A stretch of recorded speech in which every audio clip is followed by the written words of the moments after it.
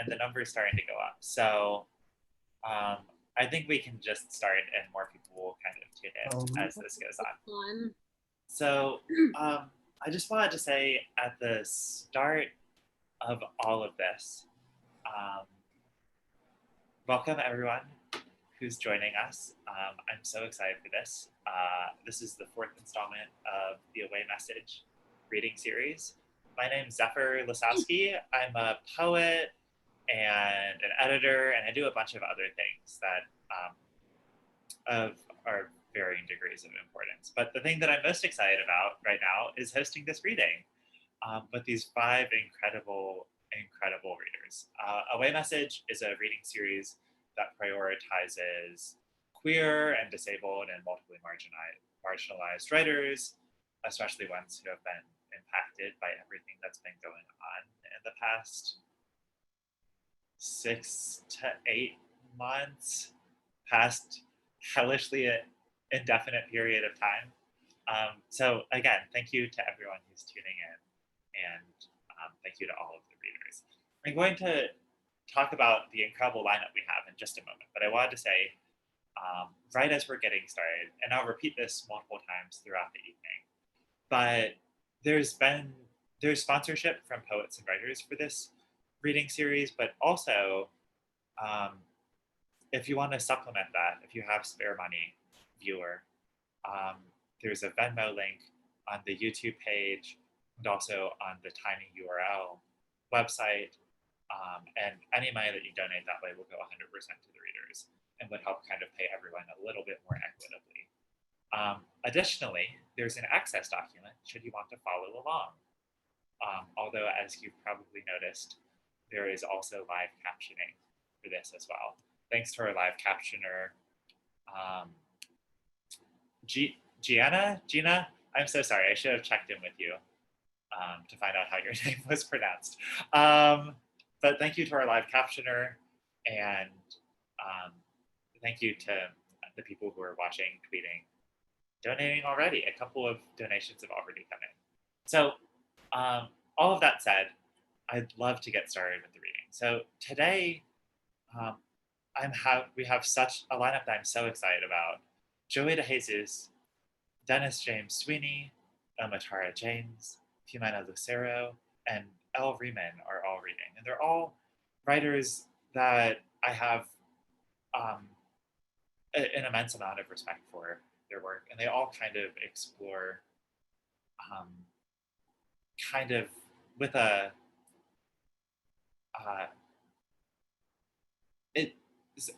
they explore issues of sort of not quite cross-genre, but across a wide range of disciplinary thinking, living and feeling and thinking with and thinking through and feeling through in all of their work in ways that I'm really excited about and really excited to sort of see in tacit conversation with one another. So in terms of reading order, Reeman will be going first, followed by Jimena Lucero, followed by Omotara James, followed by Dennis James Sweeney, followed by Joey DeJesus. So basically in just the reverse order that I read their names. I don't want to take any more time away from the readers. So with that said, I'd love to welcome Reeman, and I'll read their bio really quickly. Ezra Bird Reeman is a transsexual, cryptid, poet, archivist, baby driver from the Jersey Shore. They exist on the internet at birdpoet.github.io and want to hear about your favorite bridge, XOXO. Please welcome Elle. Hello. So the last time I did a virtual reading, I made a bunch of signs and they were all backwards. And it was so sad. So I made some signs for today, and I spent a lot of time like writing script backwards so that it would show right this way. So that's what I'm most proud of right now in this reading. So first of all, yes, there, great. Hello, I am Elle or Bird or whatever. And I kind of have a script, so I'm gonna try and kind of stick to my script. So first of all, I'm quarantining in occupied Lenape-Hoking, which is the Philadelphia/New Jersey area. So I always want to say, whenever I'm doing a reading, that's the space that I'm on in. I've written very little since George Floyd's murder and the subsequent worldwide entirely justified upheaval. It is more important to listen to Black people, especially Black trans people, than it is to me right now, which is something that I want to acknowledge. But I am really glad to be included in this reading, and I'm really excited to read poems. My ideal economic position is one where I can donate money effortlessly, but that isn't my current position. So I'm going to instead encourage everyone and anyone to start, anyone who's watching this, to like look at websites where there's like resource lists or GoFundMe lists. I made one more sign, which is a project that my friends are working on, which is Philadelphia Housing Action. So I'm gonna just hold this sign up a couple more times also. And then just remember that I'm a white person. For any white person that you're listening to, you should be listening to Black people with the same amount of passion and interest. And now onto some poems. So this is a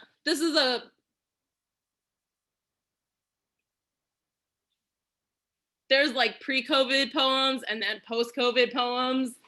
And so this one is a beginning of COVID poem.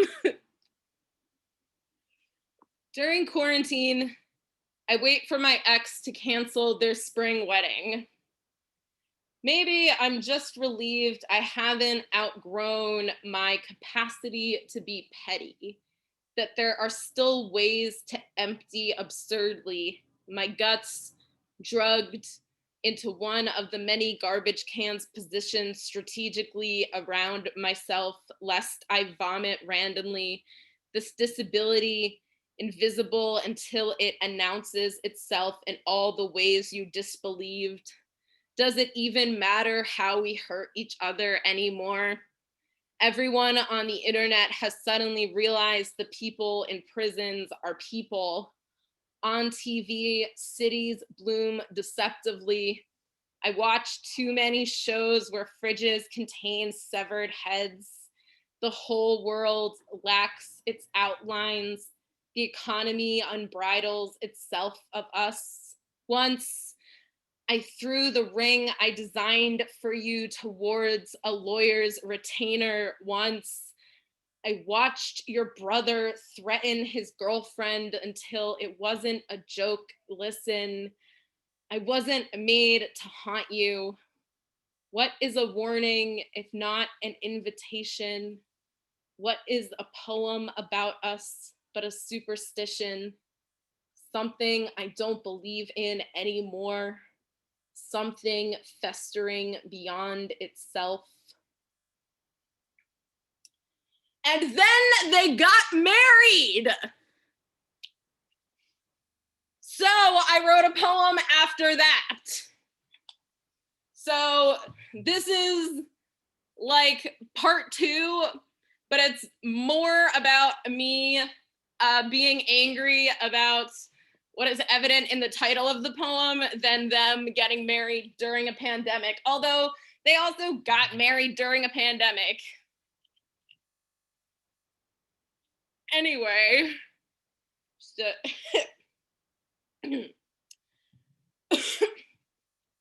when you gave my name to the cops, what did you think would happen? Did you imagine my arrest as a movie? Cheering spectators, cuffs conveniently jangled, hands blooming victory sign instead. I've just got all this hard-won anger. Before you gave my name to the cops, did you flash back on our white lie crimes? our teenaged beach streak, smirking behind salt-rimmed drinks in whichever bar was too polite to kick us out. When we were engaged, we'd joked about the circumstances of an arrest, of our flightless bodies tunneling. 3 years ago, I was dragged out of my apartment in only underwear by 6 cops and 3 detectives and held mostly naked, barefoot for 5 hours while they waited for a warrant to be signed. Oh, which judge was that? Who maybe finished playing a level of Candy Crush before deciding who I am, who wanted to see how long I could hold my breath. The week you get married to someone who isn't me, thousands of people Google abolish the police for the first time. Were you one of them? Or had you done that already? Did you research abolition before or after I was in solitary confinement? Did whatever podcast you listened to that suggested this opinion remind you that snitches set the table in hell? Did you imagine me struggling the way I've chased birds around cages, trying to croon them into landing? Are you hearing this cringing? Will you find out what a scab is when you scratch at your identity looking for something interesting? When you gave up on my name? When you fed me to the pigs? When you burned the flag of your self-respect to try and shut me up? Did it work? I mean, do you feel like you got closure?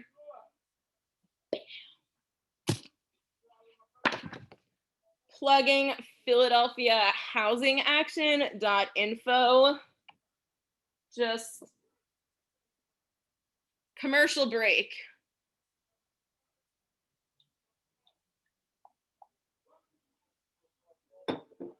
Great. All right. Woo! That was fun. That was good. So this next piece is like I wrote in like January, so it's just like the normal amount of sad about a relationship or whatever. So this is like a sorbet piece kind of, just to set the mood a little. All right. These are the things we don't talk about. The night your voice broke, when I asked why you love me, and you said everything. The cornerstone or corner store kiss, the atrophied plane ticket, your hands high risen, how my name sounds when your mother says it, the name I helped you kill, the kill you didn't finish, the time you cried afterwards, the time I cried before, residue on my tongue. When I taught you how to choke me, we craved a shy violence. The nights I got too drunk, all I wanted was to dance. The bottle you dragged me out of, what would have happened if you didn't? Watching you pray, holding myself quiet, your laugh shining through me, sharing smoke in your bed. We woke up too early. We waited too long.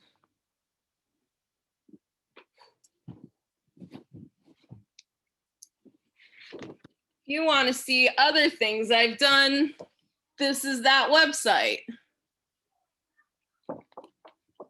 Woo! I'd like to think that I would have done a really good job like hosting my own like if I was like a hermit living in a lighthouse, I would have a really successful YouTube show, just me and my posters by myself. But anyway, next piece. So this next piece is actually a contrapuntal. I don't know if I'm saying that correctly or not because I'm not in an MFA program. But so the way contrapuntals, contrapitals work is is they're read one column down, and that's like 1/3 of the poem, and then the other column down is the next part of the poem, and then you read it all across. And so I'm going to read this piece just, I'm not going to read all 3 parts. I'm just going to read the final part, which is based all across. So, when we left the courthouse, you pulled a knife out of me, not knowing how to stop the bleeding, a bottle laughing joylessly, emptied baggage unclaimed in my teeth, rotting cyclical. Under advisement, I'll be the first to say I trusted your judgment decaying as we, swinging into the sun, unburdened this assumption that you understood the language you mimicked only until you got tired of apology. This reckless daylight swallowing the moonshine stutter. You brought a knife inside, knowing interrogation was an option that could have cured me of freedom in spoonfuls if only I remember myself. Something blooming guts the next line or lie. If I tell you redacted, will you still love me? I don't see it as a warning. I watched you pull worse things out of my mouth, perhaps a confession, soaking rough drafts, a bummed match flicked into another round of wound licks. You ate the rest of this story. I mean, don't try to contact me. This time, when they ask where I am, the truth is, I never left. Encrypting the narrative I wanted you to know was the only scapegoat.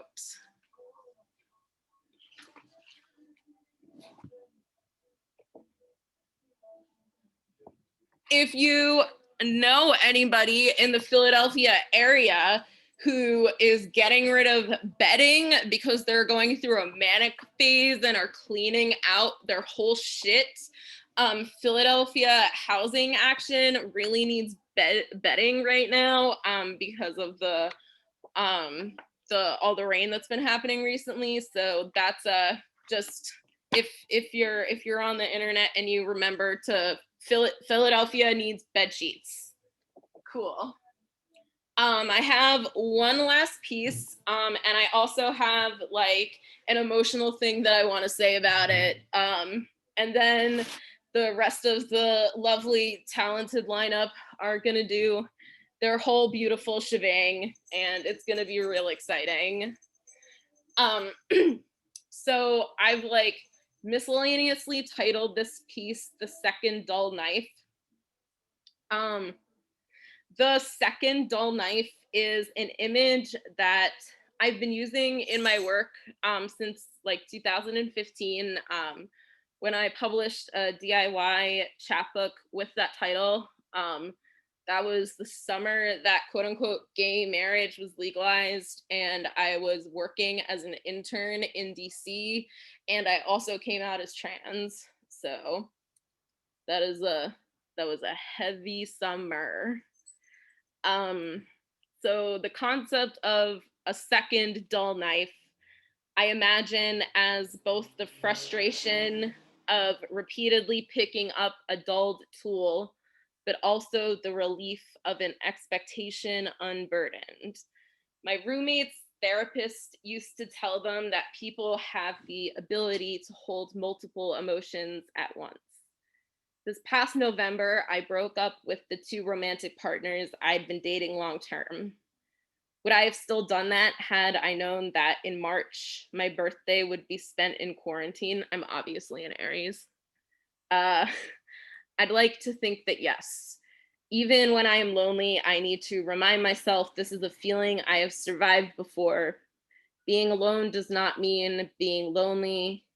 Being lonely does not mean you are alone.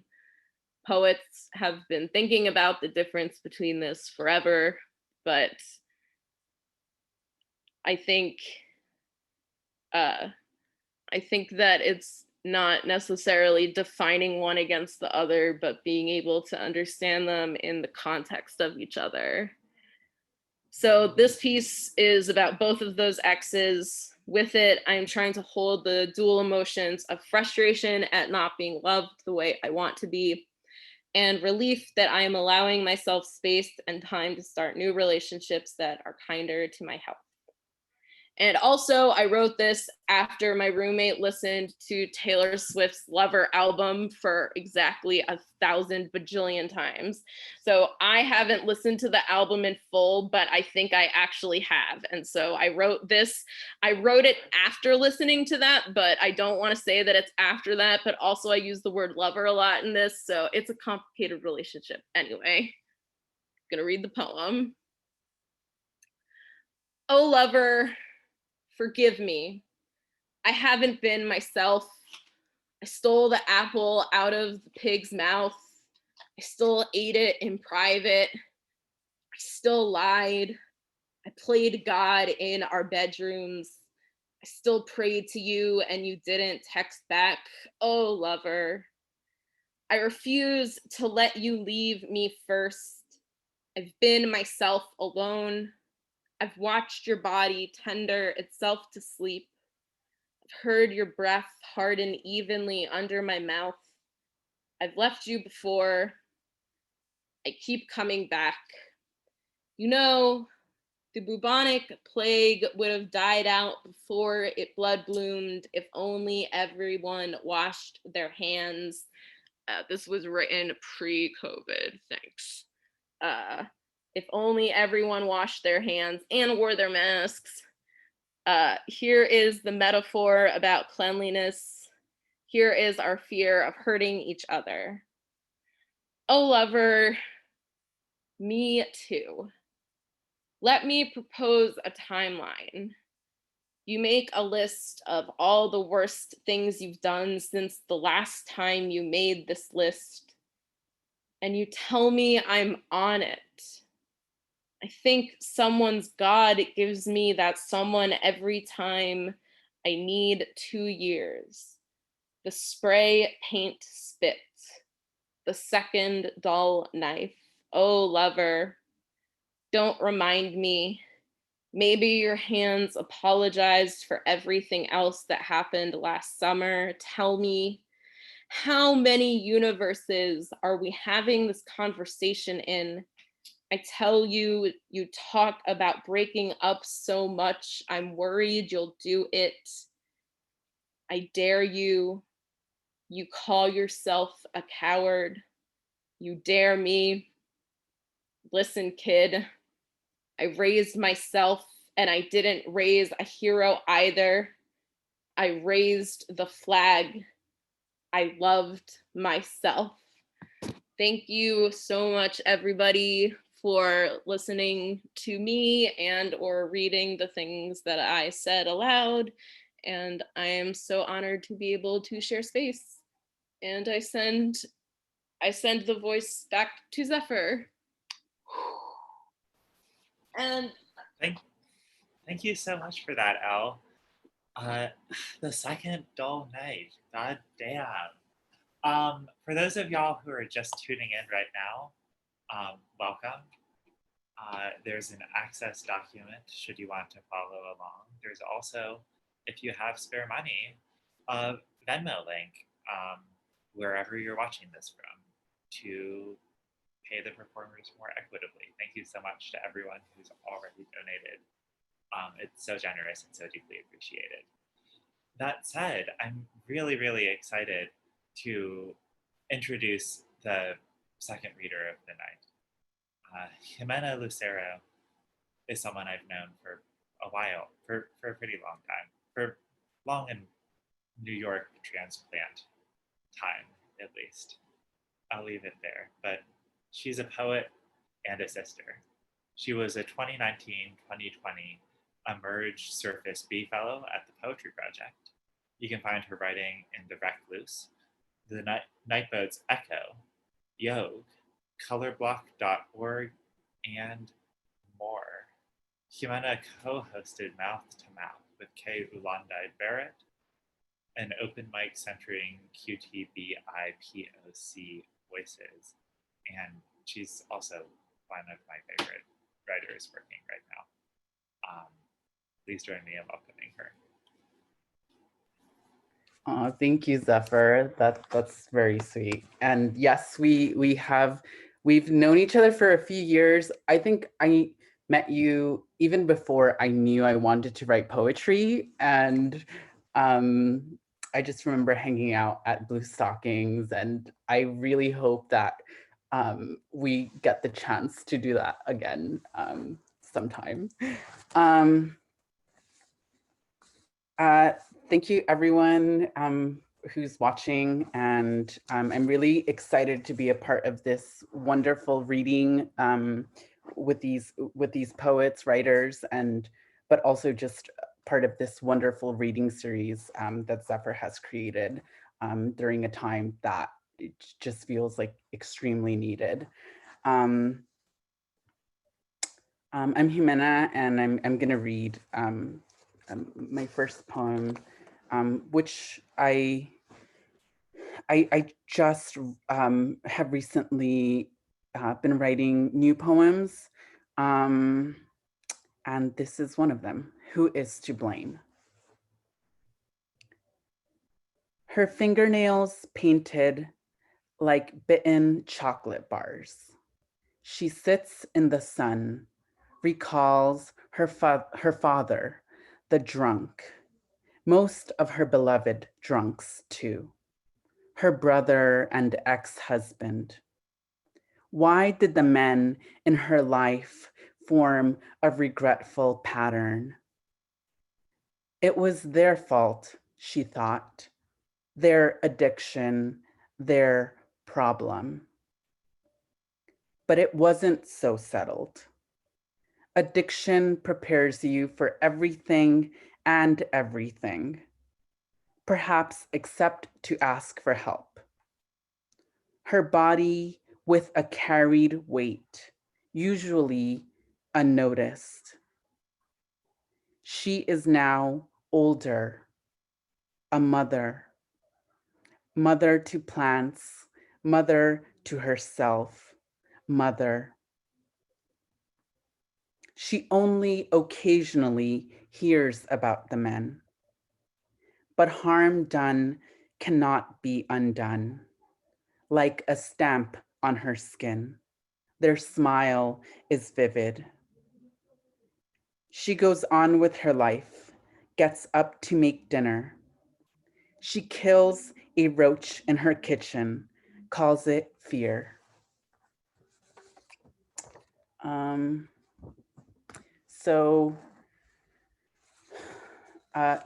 Thank you, Gianna, for the closed captions. I really appreciate it. And Access just being so central to this reading. I was at an event earlier where it was on carceral ableism, and at the beginning of the event, the host was just like, I hope that at home, like you're being aware of your body and doing, everything you need to take care of yourself, and feel free to color, you don't have to look at the screen while this is happening. And so I invite everyone to do that as well. The next poem. Oh, and my sister is watching. My sister has only been to, I feel like, one of my readings in person. And so hi, Jenny. This is Flying Closer.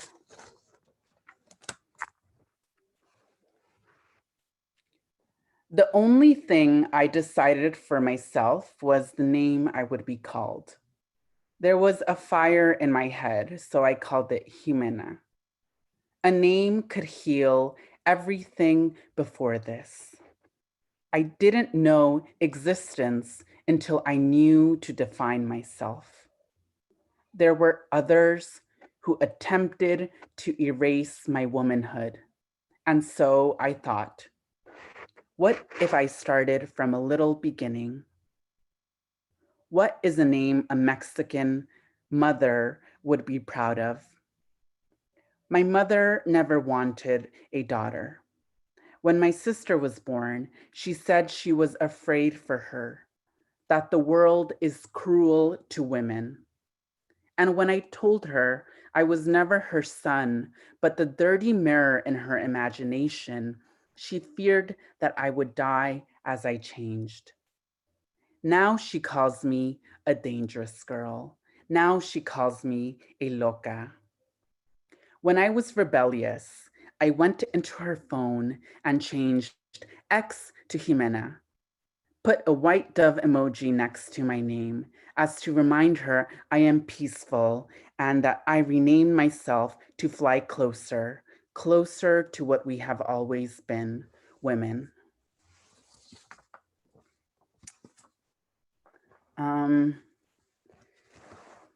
Okay, so I have two more poems, and this is a new poem too.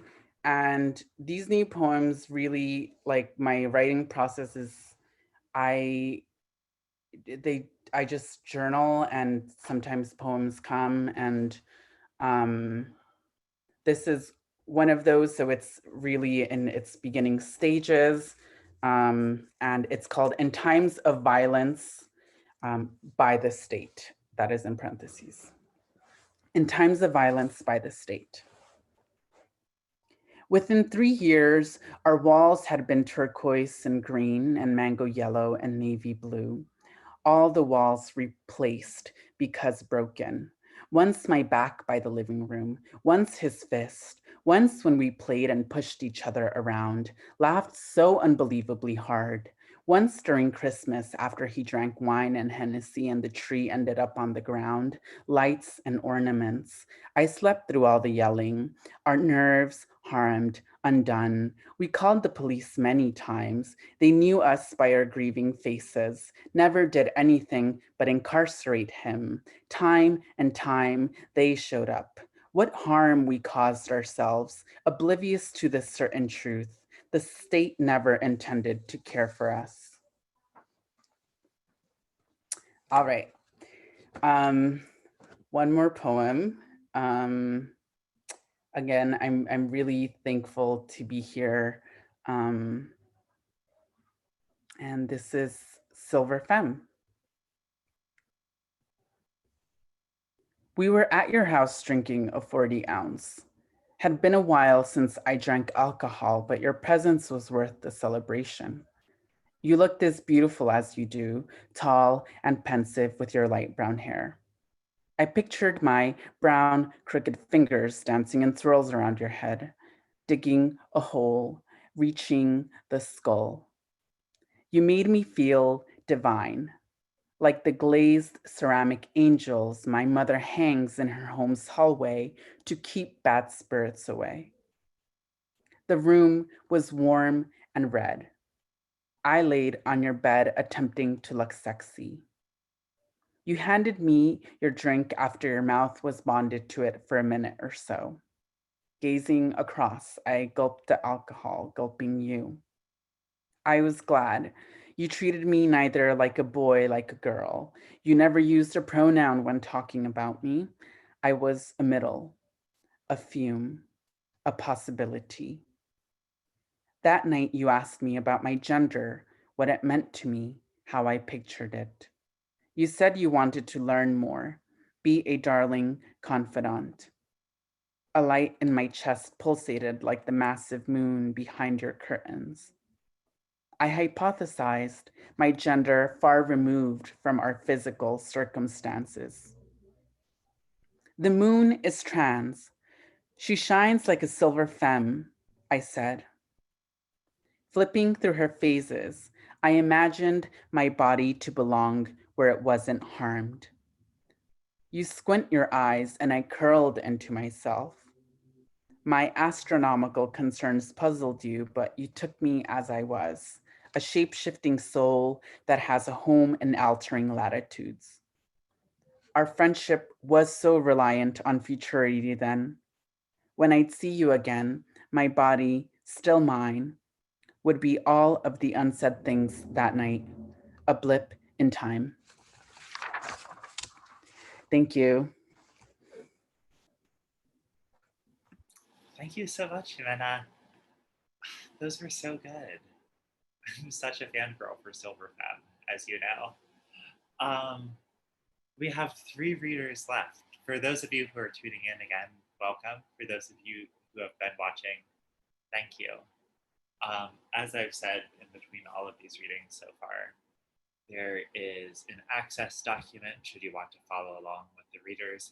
There's also a Venmo link if you have any spare money to help supplement what the readers are getting paid for this. I think one of the founding principles of ethically hosting art events under late capitalism is making sure people are paid as much and as equitably as possible. And your support makes that possible. Thank you so much for everyone who's donated so far. I'm so excited to introduce the next reader. Omotara and I met last summer, which feels weird to say. Feels like 10 years ago. I know, what has happened? Her work, her presence, we were in a workshop, a summer workshop intensive together, and everything about the work she was bringing in struck me so much. But she has some words about herself as well. I'm going to read her bio first. She's the author of the chapbook Daughter Tongue, which was selected by the African Poetry Book Fund in collaboration with Akashic Books for the 2018 New Generation African Poets box set. Born in Britain, she's the daughter of Nigerian and Trinidadian immigrants. A former social worker in the field of harm reduction, she has been awarded fellowships from Lambda Literary and Cave Canem Foundation. She is a recipient of the 2019 92nd Street Y Discovery Poetry Prize and the winner of the 2019 Breadloaf Catherine Bakeless Nason Award in Poetry. In addition, her work has been recognized with the Nancy P. Schneider Academy of American Poets Prize, 2 Pushcart Prize nominations, and 1 Best of the Net nomination. Her work was selected for the 2020 Best Small Fictions Anthology, and she was a 2019 finalist for the Brunel International African Poetry Prize. Her poetry has appeared in Poetry Magazine, the Paris Review, the Academy of American Poets, Platypus Press, The Believer, Literary Hub, Poetry Society of America, Nat Brut, No Tokens, and elsewhere. She holds an MFA in poetry from New York University and lives in New York City. Her debut collection of poems, Song of My Softening, is forthcoming from Alice James Books in 2022. Y'all should pre-order it. Yes, I am so excited for this book to come out and to hear Omotara read in general. Please join me in welcoming her. Thank you for that introduction. BTW, I know I gave you a shorter one, but it's all good. You know, I have to collect my things. Thank you very much for this space on this Saturday night. And I think we are the only 2 ones drinking whiskey, so salute. And I'm really excited to be here. My heart feels like it's so beating fast from Ximena's poems, which were beautiful. And I'm just grateful to hear all of you tonight. I'll be reading 4 poems, if my cat will let me. She's been having a difficult day, but I think we're okay. I think we can get 4 in. If you hear in the background, she's just doing what she does. So the first poem I'm going to read is titled Self-Portrait as a Queer block party because we all need some joy. I believe we were born out of joy, and no matter what happens next, that's where we started. Self-portrait as a queer block party. Your fat spills soft across the moonlit crown of grass. Your soulmates are a gaggle of fish shoaling thick until you are schooled enough in this love. The hours left before sunrise are shimmering scales marked for the net long cast before you learned time had an end. Bodies so true, joy pulls behind the ears and around the clavicles like jewels, like fucking jewels. Pores chant in the streets, we are alive. Speakers blast the humid sky like firecrackers in June. You take the first hand, then hip with you through the dance, glide until you find the body you abandoned measurements ago. You travel it with your partner, their unshaved armpits bleached seaweed green, their bare midriff a silk thicket, their saffron robe a protection against the binary of day or night. An inch of belly leaps beyond your shirt like a flying fish in silver light.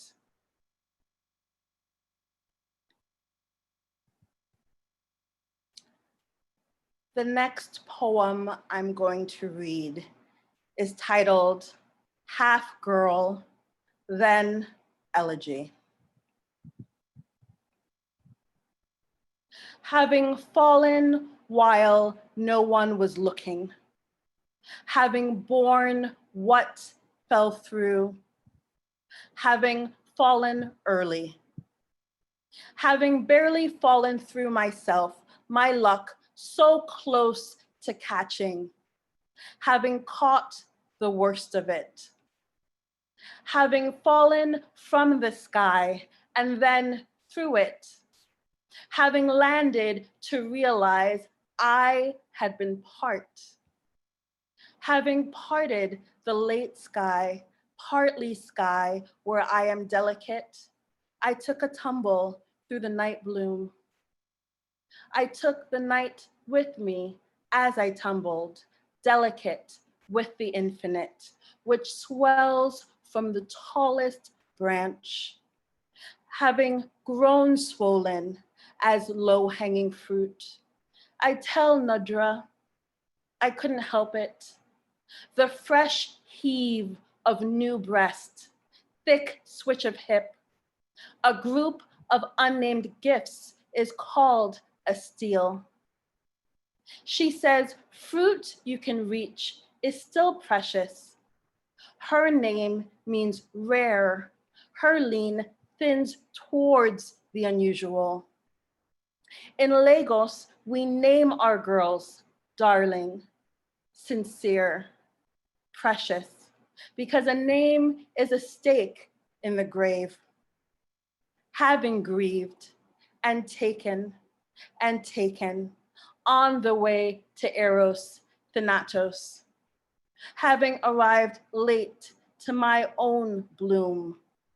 Have me like a walnut, pry the part of me that is hollow from the part that yields fruit.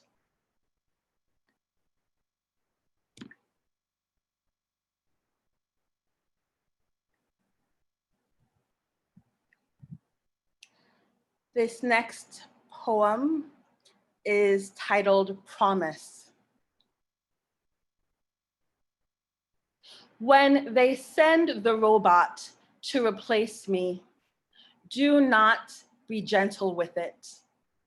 Place these chords where its heart chakra should be. Do not speak to it of a fountain. Tell it in the middle of its life, there will be a flower, a blooming petaled trauma. Tell it I considered beauty once, but there were white iced gingerbread cookies, brown with molasses in the ceramic Santa jar. My father's mangoes, green, red, and yellow, were on a wooden bowl on the kitchen counter, unharmed, having traveled so far beyond their home. There were the last hours of sleep when mother borrowed energy from the next day to make at least 3 nights worth of dinners for us.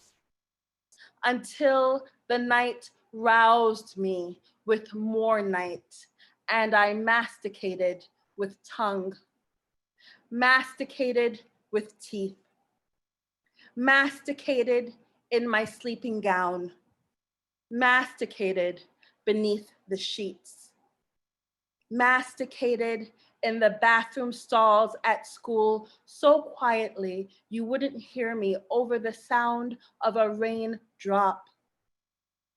I am a masticator. I will masticate until there's nothing, until I'm full, until I'm done.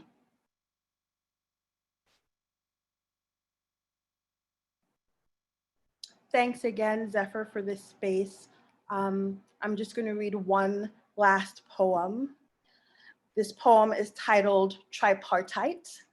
And if you're not familiar with that word, it only means, something that occurs in 3 parts. If you're referring to a treaty, it's a treaty that occurs in 3 parts, or it could be something that occurs in 3 versions. So this poem I've written most recently, Tripartite.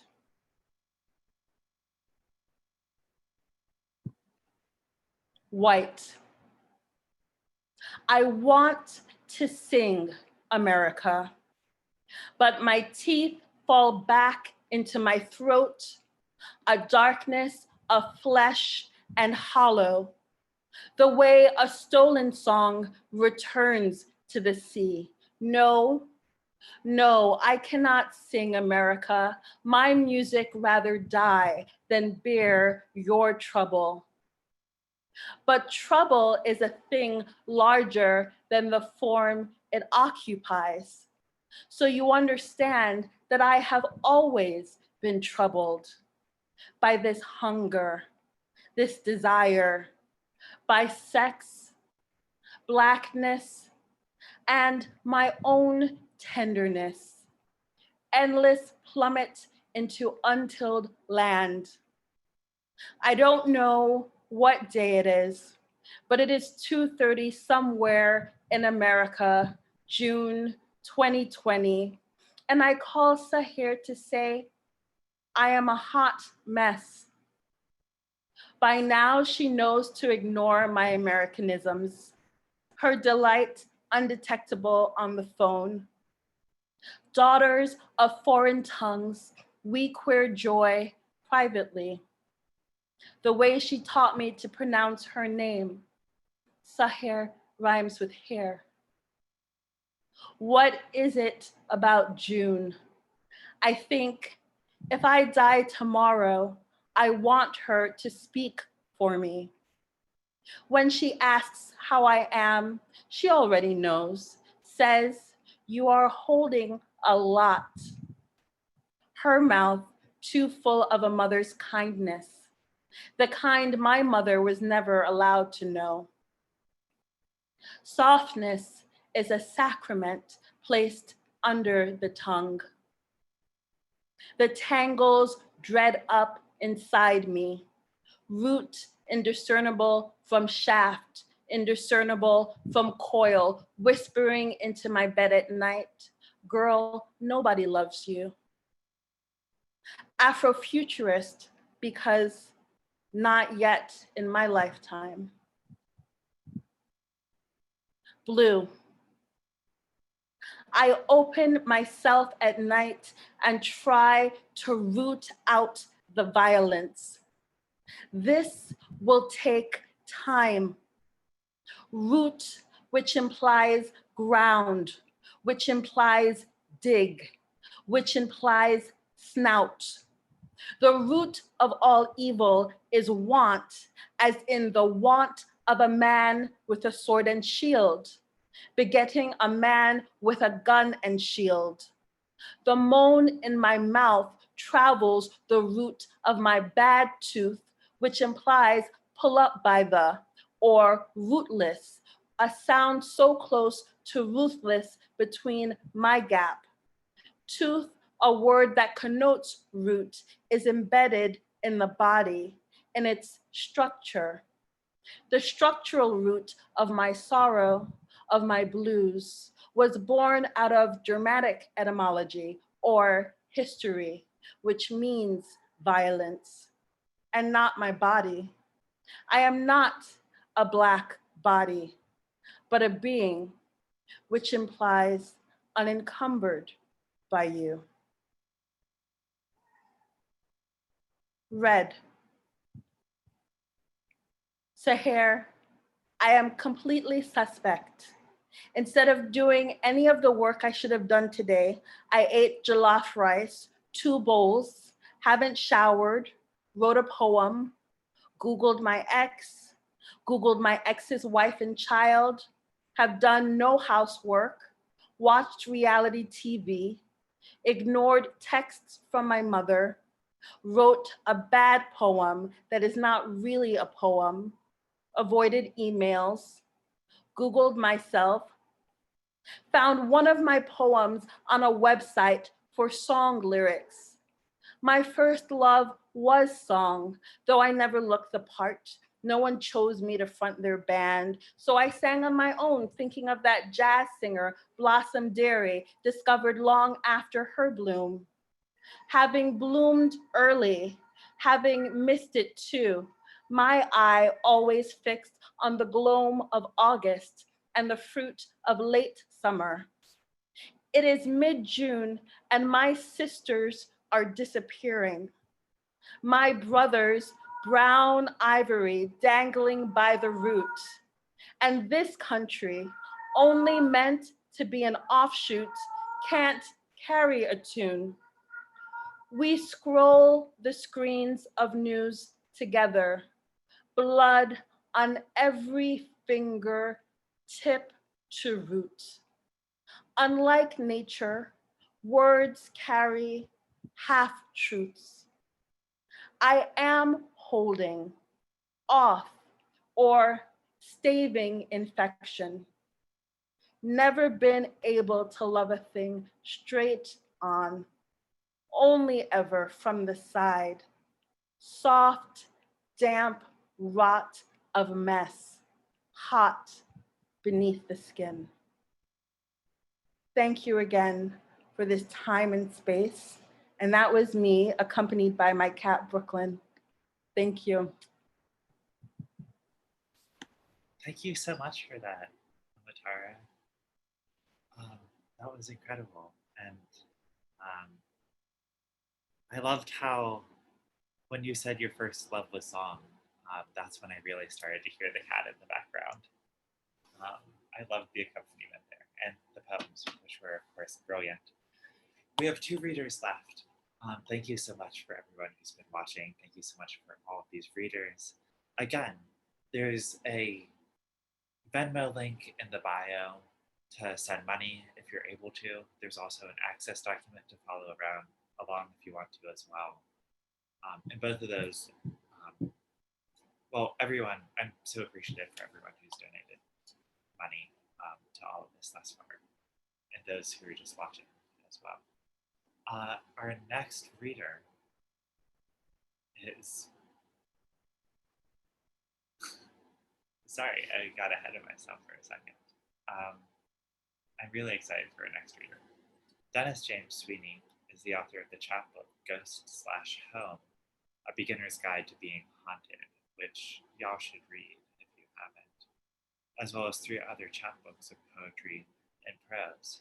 His first full-length book, In the Antarctic Circle, won the 2020 Autumn House Rising Writer Prize and is forthcoming from Autumn House Press in 2021, next year. His writing has appeared in Crazy Horse, 5 Points, Ninth Letter, The Southern Review, and others. A small press editor of Entropy and poetry editor of Astrophil Press, he grew up in Cincinnati and now lives in Amherst, Massachusetts. Please join me in welcoming this. Hi, everyone. Omotara was talking about her heart beating fast. Mine is also after that reading. That was amazing. And Ximena and Elle, so amazing. I can't wait to hear Joey and Zephyr. Thank you so much for creating this and making the space. I feel so fortunate to be here. I am going to read something that is written in prose. And it's from this chapbook, A Ghost Home, A Beginner's Guide to Being Haunted.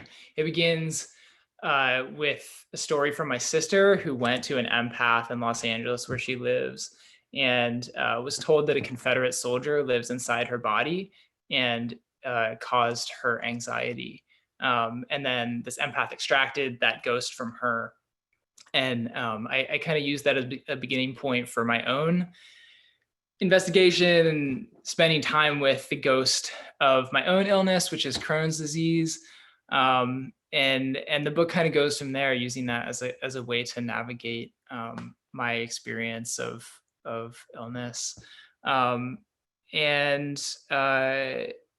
Yeah, I guess I should say a couple things in terms of, well, I should say a couple things. For one, I'm quoting my wife Theory a lot in this section. I did interviews with my mom and my dad and Theory for this chapbook, so you're going to hear a lot of her words, and also a couple content warnings. The beginning of this section, which is the end section of the book, it talks a bit about needles and taking blood, like in a medical context, and there's also a lot of some talk about shitting and going to the bathroom. That's part of the reason that I think it's important for me to write about inflammatory bowel disease. It's a little difficult to talk about because that subject can be taboo.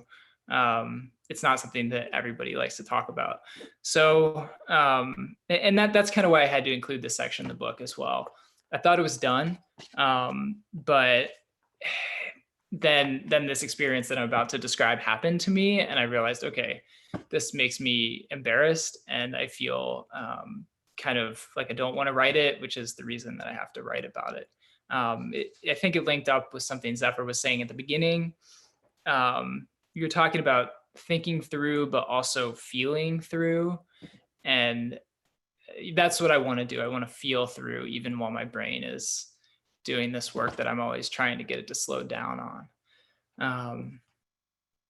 Yeah.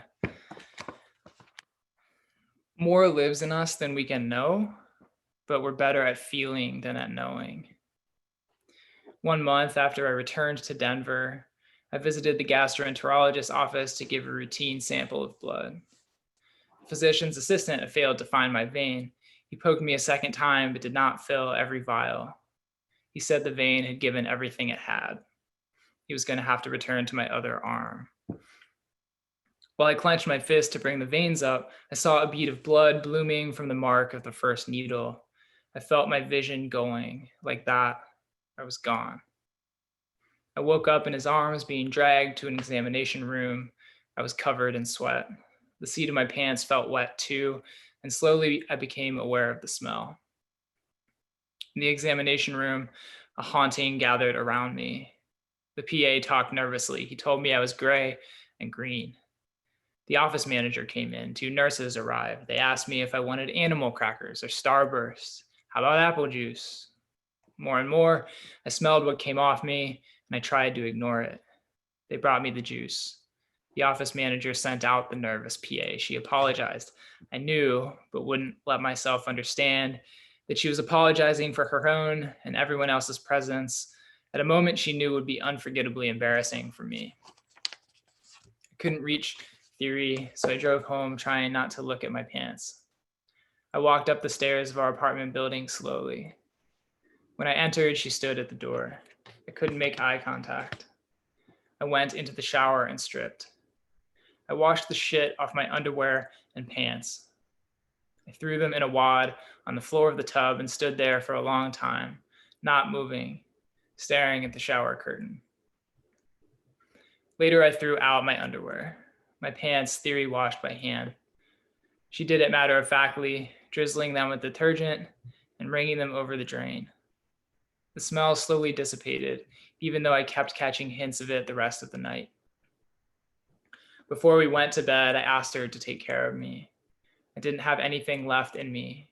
I needed her to understand that I was not all right. The next day, she did everything. She made breakfast, did dishes, went out to get us lunch. After we ate, I sat against her on the bed. While she brushed my hair, I brought out my phone to interview her. I asked her, "Do you believe in ghosts?" I still felt haunted. I wanted to capture my ghost, to name it. I wanted to understand what was in me and what had been in us. That was when Theory said something I hadn't heard her say. She said, "I used to think I did not have any powers because I can't see things and I don't have prophetic dreams.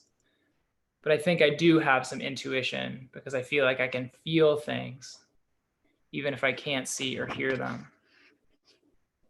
I think some people can see or hear things and it's more clear to them, but I definitely have feelings and it's less clear only because feelings are less verifiable. I think all my experience of ghosts has been like that," she said. "I'll feel scared of a place for no reason and a desire to get away from it for no reason. And then I'll learn after the fact that maybe there was a ghost there."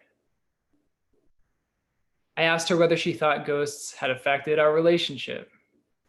There was a pause and she started laughing, and I started laughing. Maybe the question was absurd, but she became serious again.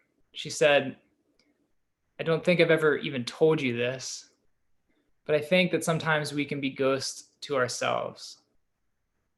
Or there's parts of us that can inhabit us or possess us that maybe we don't fully identify with.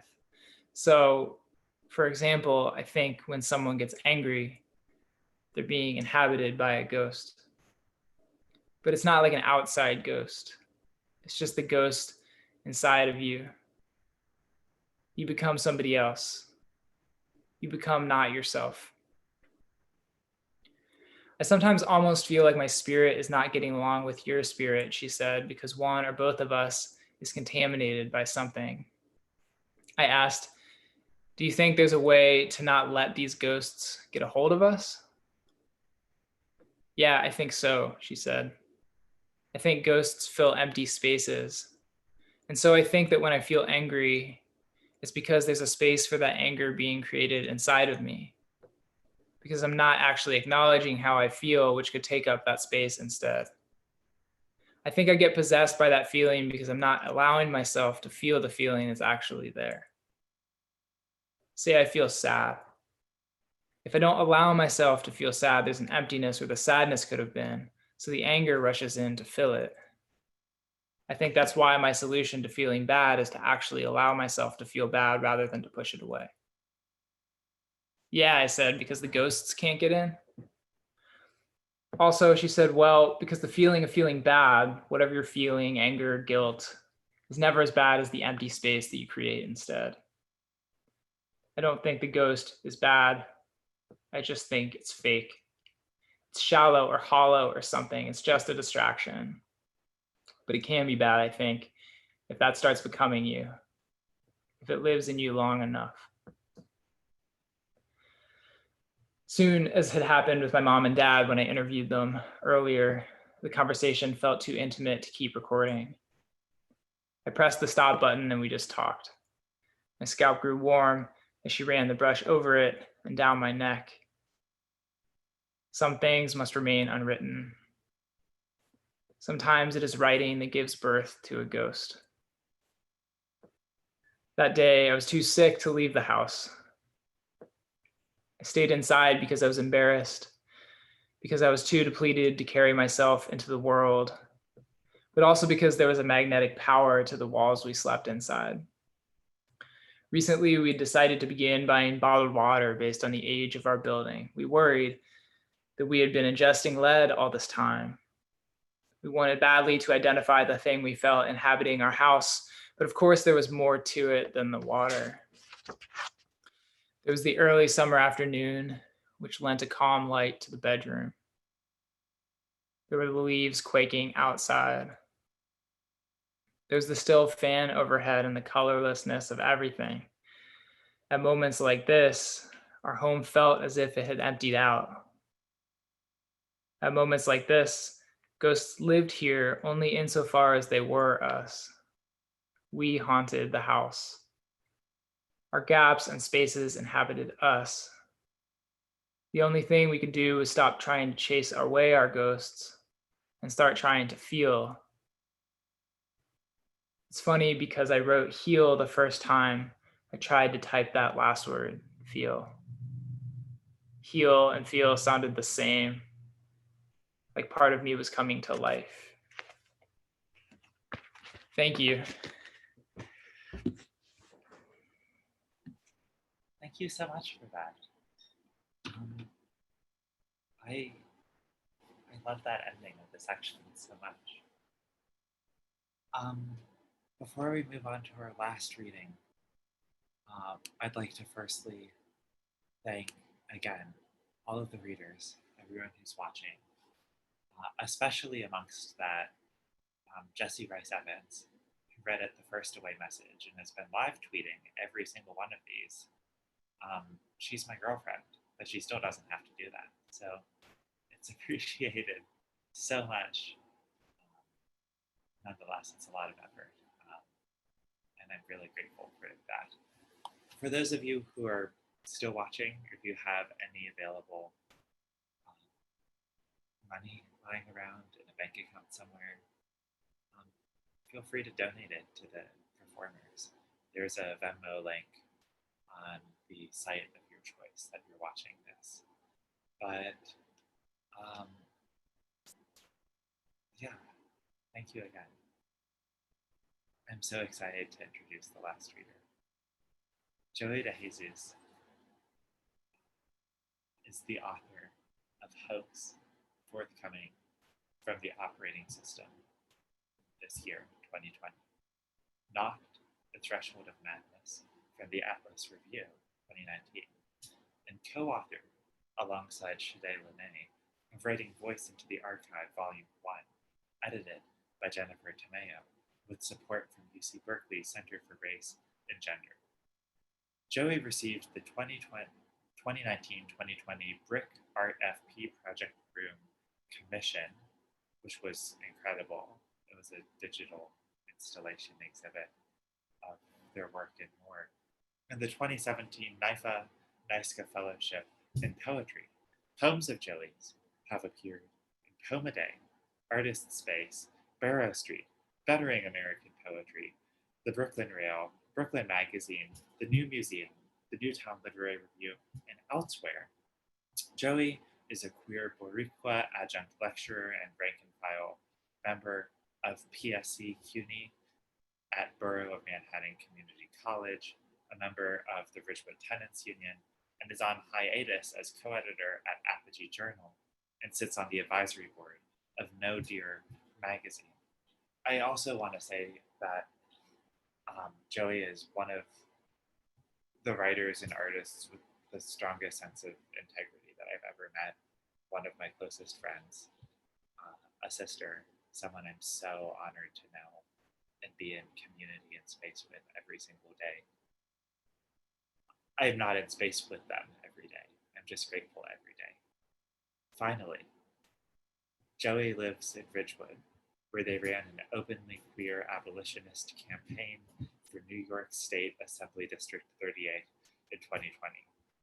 Joey lost to a corporate career politician who moved to the district just in time to run and was financially backed by racists, slumlords, prison roofers, and avowed far-right Hindu fascists.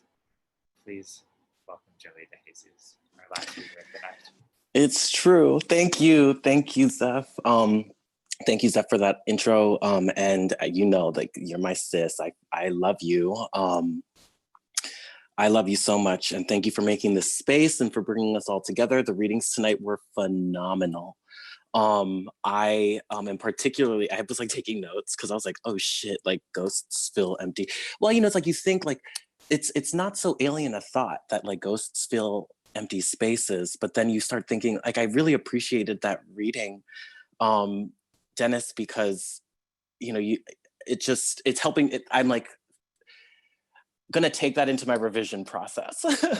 that wisdom into my revision process for my manuscript for sure. And I'm actually gonna read, I'll close with a poem that I think like learns from that wisdom. So I'm gonna, yes, I wanna acknowledge also that, you know, we're reporting live from Canarsie, Lenape land here in Queens. Just to, you know, I was at a Ridgewood Tenant Union. I mean, like, I don't know if I'm like CUNY rank and file anymore. Having, I think, lost my job, yikes. But, you know, today I got to see the Ridgewood Tenant Union in action once again, and it was just amazing. Get involved with the Ridgewood Tenant Union if you like live in the vicinity, you know, Bushwick, Ridgewood, Glendale, Woodhaven, come through, Middle Village, you know, a lot of races up there. I'm just gonna read poems from across, just like across all over the place. And maybe I have like some instruments near me, so I may like at different moments. I hope it all sort of like sounds okay. So the first poem I'm gonna read, old poem. This moment was referenced earlier this evening. It was a poem I wrote. I kind of composed it while driving when I had a car. It was around the time of the legalization of marriage equality, and how, of course, that's, you know, like, yay, but not my priority, and never really was. So this is just like a sarcastic tongue twister. So for the person doing the typing, I think the poems okay, here we go. Catalog. Many manly men in menswear, many men swear, manly men swear, fuck, men wear pinstripes and paisleys, man, oh man, a manly men line their ties, many men tie the knot. One love man, 2 parts and 3 part suits. A pair of pants on a manly men eating pears, juiced. Many pairs of men on the prairie line their clothes on clothing lines, pin a pair of socks up. Many men in line up. Many men in pairs in line. So many men aligned, allied, church, closed church. So many men aligned, allied, closed church, churched out. Many men in church clothes getting married. Many merry men press clothing for the press. 2 married men in Massachusetts. Dance. 2 men line dance, a last dance, pin a boutonniere to pinstripes. How do I catalog a line? A man's chest, chestnut, man arms, men at arms, many arm man, a war man down, man up. I love a manly man, suited up, a suitor with a cold heart, a suit of hearts. Okay, so that's just one sort of like blah, blah, blah. And I'm gonna read a lipogram. Now, you know, many of you may know or don't know that I ran for state assembly. And I think poetry, quite frankly, you know, for those of you watching, you know, I'm face painted, I'm like mouthy, people don't like what I have to say, but we tied the incumbent, a 10-year incumbent, you know? So, you know, if you're thinking about, you know, how to sort of, if you're thinking about publication and what that word actually means, right? In terms of rendering the word public, rendering your words public, you know, think about the possibility, because it is possible. It's possible. And I'm gonna read a poem which sort of has me, it actually informs my sensibilities when it comes to the law. So the poem is a lipogram, and every word is made up of a letter. It's an old poem. I wrote it when I was living in Botswana. It's every poem is made up of a letter in the word crocodile. And the only word that's like a little fuzzy is cladoic, which means like in egg form. It's like a scientific term for in egg, little egg. Okay, so I crocodile, I cool licorice or loco, or I docile, coddled cladoic, icicle core, I do cold deed, I red rolled O circle, dire eye, I drool dead oil drilled, orc lord, I old, or eroded, I older, relic, colored cleric, I idolic, I cried, oh idol, oh lore. I think my roommate's just getting home. Okay. So a couple more, and then I may, I'm gonna like do one more, and then, you know, mystic. I don't know if you can hear that. Because I don't seek inclusion. The idea of citizenship is just another wall that divides us. Now I'm speculating futures. Now I'm serving Papi a secret service hidden in the brambles at my back gate. I loot a salutation to a white Christ of its contraband and found my nation in the clouds. Riot shields and barricades delineate a border, which is a bulwark wired in flaming hot Takis from Habibi down the block. Funny how that is, to have a mind halved into open compendium, to have a voice most sexy when it's gone. Okay.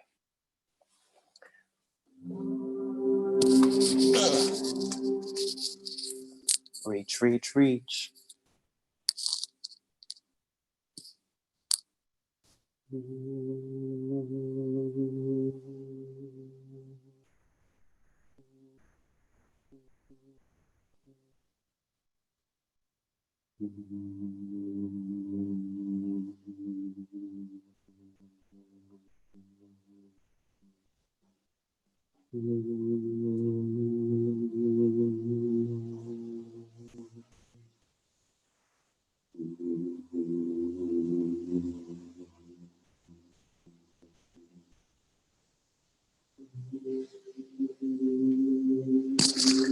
So I'm gonna recite some incantations now. How does it sound? Good? Okay, word.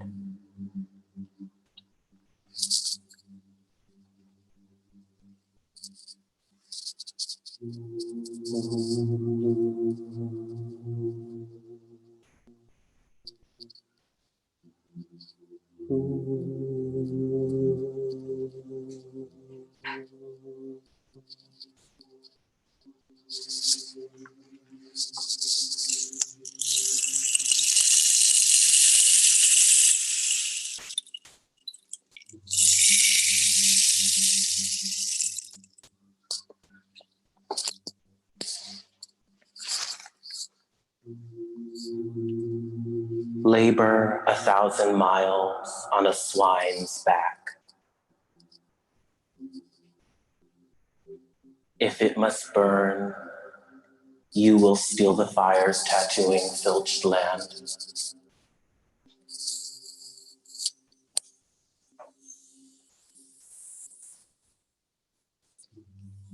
Again to the gate of whispers, you and your sisters, goddess of 10,000 hooks and a stone shelter. Spell out their names, percuss the body with voices, as sure as the night is chain stitched or cane liquor. Someone pulls at the roots of your hair, fallowing a land of feathers. You see the sun only in sleep. You wear a veil that is a cloud. Step into your own elder, drawing thunder from the sky. A light, a flaming light.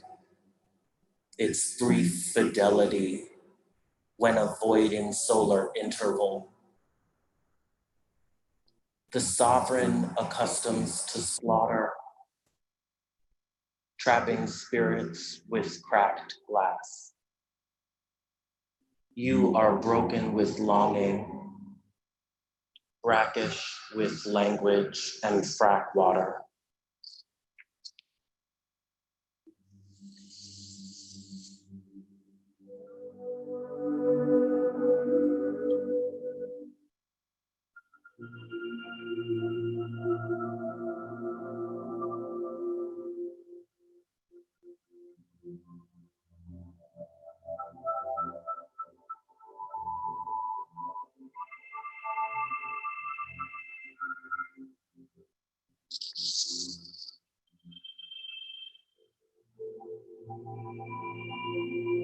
Of triumphant dark.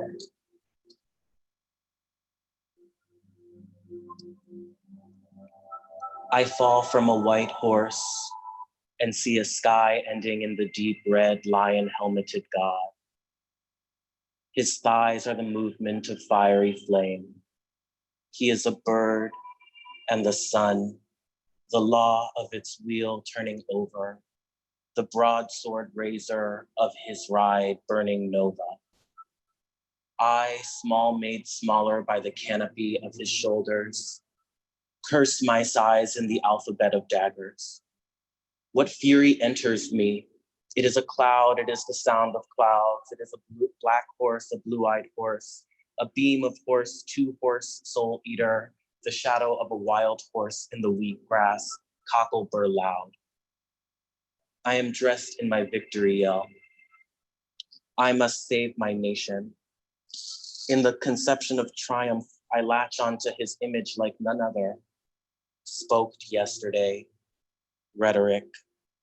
In the absence of language, I hear something I've been, and I am neither intimidated nor afraid.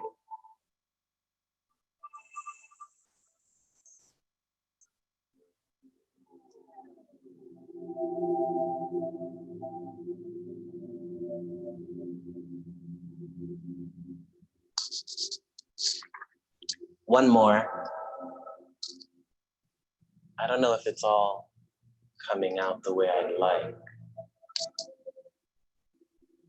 This is a poem for a crab, the star in Scorpio. Zone leveling bug of the petroglyph. Don't appall the lava vulva. Don't take cities.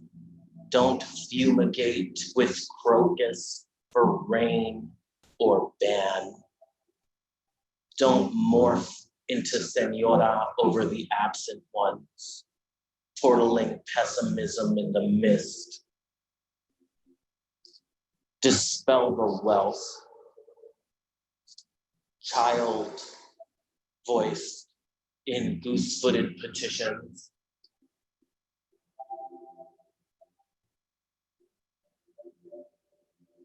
When moon slips beneath fiery way, becoming combust. Flip cup intelligent convenient. What has passed has. Dispel the wealth, adept into depth, chalice the sage and theriac witty. Don't viper brie of electuary herbal blend dark clouds in Scorpio. Don't bristle the chest's keep for the cheek's sake. Don't blood lily to the witch who denied me the die-eyed. Red paint and tubers won't heal their wounds. Dispel the wealth.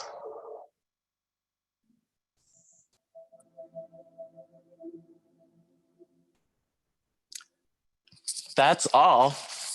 Thank you, Zeph. Thank you, Zeph, and thank you to all the other amazing readers. Thank you for joining tonight, and back to you, Zeph.